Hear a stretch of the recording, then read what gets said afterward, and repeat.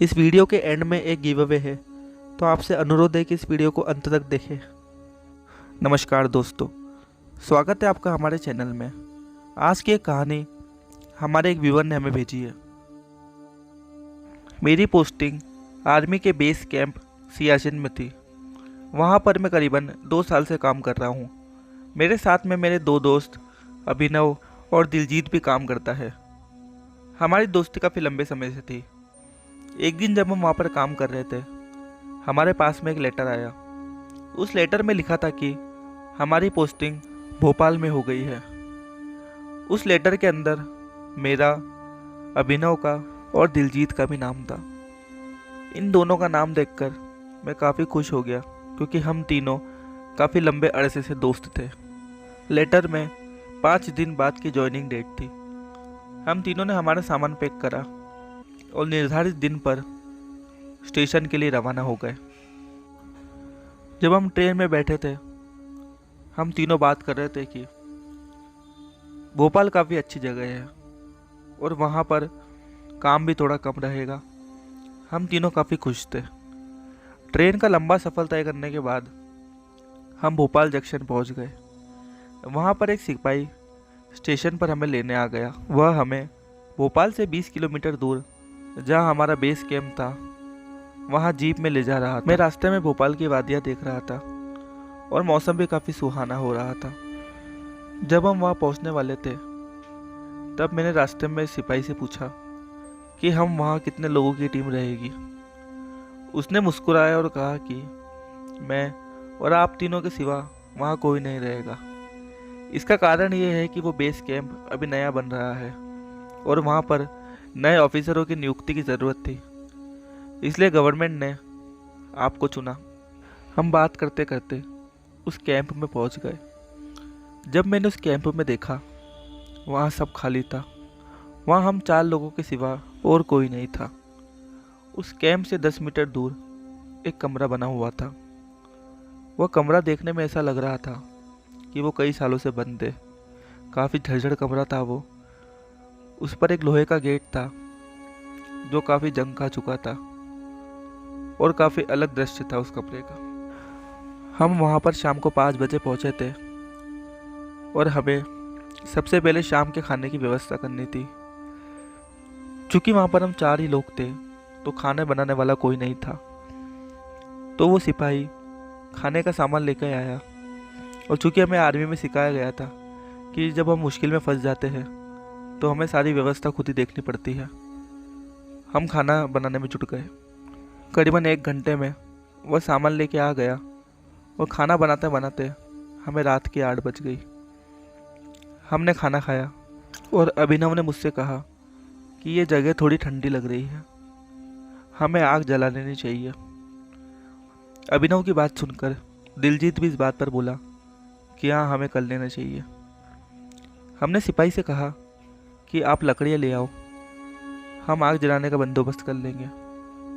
चूँकि हमारे पास लाइटर था और आग जलाने के पूरे साधन थे और जिस एरिया में हम थे वहाँ पर बहुत सारी लकड़ियाँ थी, तो हमने आग जलाने का प्रबंध करा और हम आग जलाकर उसके आसपास बैठ गए।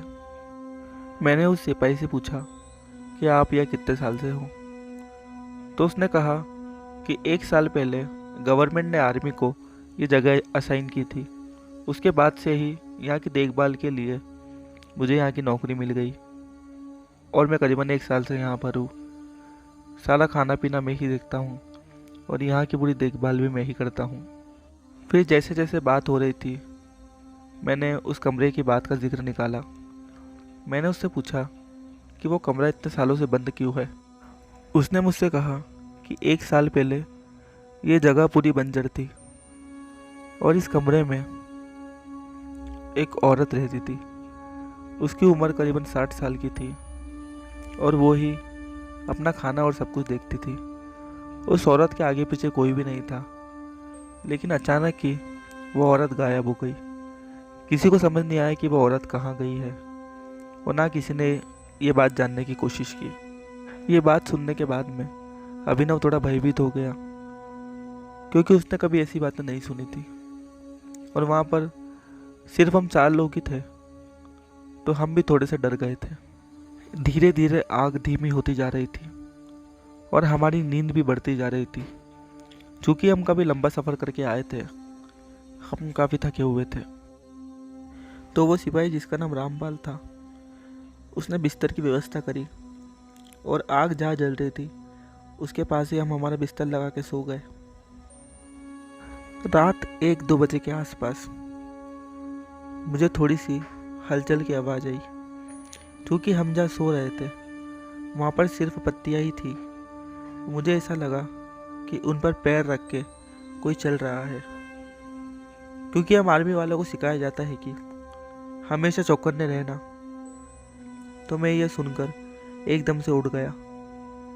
मैं जैसे ही उठा तो मुझे वहाँ पर कोई नहीं दिखा। कुछ समय तो ये लगा कि शायद ये मेरे मन का वहम हो सकता है, और फिर मैं सो गया।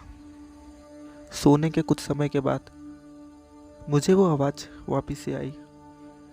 इस समय मैंने अभिनव के हाथ पे हाथ रखा और उसे धीरे से उठाया। अभिनव शांति से उठा और उसने मेरी तरफ देखा और मैंने अभिनव से कहा कि शायद यहाँ पर कोई और भी है।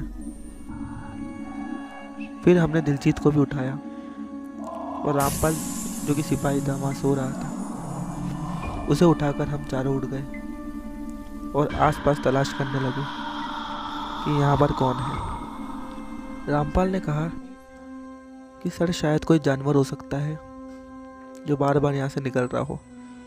चूँकि वो जंगल है, हमें लगा शायद रामपाल सही बोल रहा हो। रामपाल की बात सुनने के बाद में हम वापस अपने स्थान पर चले गए और थोड़ा बैठे रहे। हमें लगा वापस वो जानवर आएगा, इस कारण से हमें नींद नहीं आ रही थी। तो दिलजीत ने कहा कि नींद नहीं आ रही है मुझे, वापस से आग जला लेते हैं। इसके बाद हम सब ने आग जला ली और वहाँ बैठ गए और हम थोड़ी बात करने लगे कि ये कौन जानवर हो सकता है, थोड़ी देर पहले यहाँ पर कौन आया था, लेकिन हमें समझ नहीं आ रहा था कि वो क्या था। ऐसे ही बात करते करते जो कमरा हमारे बेस कैंप से 10 मीटर दूर था, वहाँ से किसी औरत के रोने की आवाज़ आने लगी और वो आवाज़ बार बार आ रही थी। वो आवाज़ सबसे पहले मुझे आई। मैंने ये बात उसके बाद में अभिनव को बताई, फिर ये बात मैंने रामपाल को बताई और उसके बाद दिलजीत को। मैंने उनसे कहा कि क्या तुम एक आवाज़ सुन पा रहे हो। उस समय तो उनका ध्यान नहीं गया, लेकिन जैसे ही हम बात करते करते चुप हो गए, हमने गौर से जब सुना तो वो रोने की आवाज़ सबको आ रही थी। हमें समझ नहीं आ रहा था कि ये क्या हो रहा है। रामपाल ने हिम्मत करके बोला कि चलो हम कमरे के पास जाके देखते हैं कि वहाँ पे क्या हो सकता है। हम जैसे ही उठे और धीरे धीरे कमरे के पास जाने लगे। चूँकि अभिनव बहुत डरा हुआ था तो वो सबसे पीछे था और उसने वहाँ जाने के लिए भी मना कर दिया था। हमने कैसे न तैसे मना के उसे वहाँ तक ले गए और हम ये देखना चाहते थे कि आवाज़ किस चीज़ की आ रही है।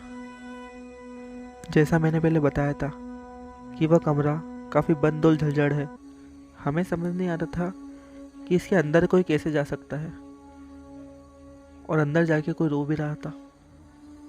ये बात हमें समझ नहीं आ रही थी। हम थोड़ी हिम्मत करके उसके पास गए और देखा कि कमरा बाहर से पूरा बंद है, लेकिन जैसे जैसे हम उसके पास जाते जा रहे थे, रोने की आवाज़ बढ़ती जा रही थी। ऐसा लग रहा था कि कोई औरत बहुत पीड़ित है और बहुत ज़्यादा रो रही है वो। हम कमरे के बाहर जाके खड़े हो गए। थोड़े समय के बाद में रामपाल ने कहा कि उसे कमरे की खिड़की के अंदर एक लाल रोशनी दिख रही है। वहाँ उस समय पूरा अंधेरा हो रहा था। हमारे पास जो आँख थी उसके अलावा पूरे बेस कैंप में लाइट नहीं थी, लेकिन रामपाल को वहाँ पर एक लाल लाइट दिख रही थी। जब उसने हमें ये बात बताई तो हमें उसकी बात पर विश्वास नहीं हुआ, लेकिन जब हमने भी उस पर गौर करा तो हमने देखा कि सच में एक लाइट वहाँ पे दिख रही है। हम दोस्तों में दिलजीत काफ़ी निडर था, तो दिलजीत ने कहा कि मैं कमरे के पास जाके देखता हूँ कि ये क्या है। और जैसे ही दिलजीत उस खिड़की के पास गया, उसे किसी औरत की परछाई दिखी। उसने देखा कि उसके बाल खुले हुए हैं और वह पीछे की तरफ से खड़ी है। यह देखने के बाद में दिलजीत चिल्लाया और चिल्ला के भाग के हमारे पास में आया और उसने हमको ये पूरी बात बताई। और वहाँ से हम भाग गए और अपने बेस कैंप पर वापस आ गए। वो रात हमारी ज़िंदगी की सबसे भयानक रात थी, क्योंकि ना हमने ऐसा पहले कभी देखा था, ना हम कभी देखना चाहेंगे। वो औरत कौन थी यह हमें आज तक पता नहीं चला। रामपाल ने हमें कहा था कि शायद वो औरत जो पहले मर चुकी थी ये वो हो सकती है, क्योंकि हमें यह बात भी समझ नहीं आई कि एक बंद कमरे के अंदर कोई कैसे आ सकता है जो कि इतने सालों से बंद है। यह आज तक हमें बात समझ में नहीं आई। उसके बाद में हमने वापस हमारे आर्मी कैंप को ये नोटिस भेजा कि ये जगह में खतरा है और हम इसे छोड़कर वापस आना चाहते हैं। और उस दिन का सदमा हम तीनों को आज तक डराता है। हम चाहकर भी उस दिन की बात वापस नहीं करते, क्योंकि डर सबको रहता है। दोस्तों, अब आपको हम गिव अवे के बारे में बताना चाहते हैं। आपको यह करना होगा कि इस वीडियो को लाइक करें, इसे शेयर करें और कमेंट में अपना नाम कमेंट करें। और उसके बाद में आप में से कोई एक लक्की विनर को हम 1000 रुपये ऑनलाइन माध्यम से भेजेंगे और उस लक्की विजेता का नाम हम हमारे अगले वीडियो में अनाउंस करेंगे। साथ में 1000 रुपये का स्क्रीनशॉट भी दिखाएंगे। अब आपका काम सिर्फ इतना है कि इस वीडियो के नीचे अपना नाम कमेंट करके इस वीडियो को लाइक और शेयर करना है। धन्यवाद दोस्तों।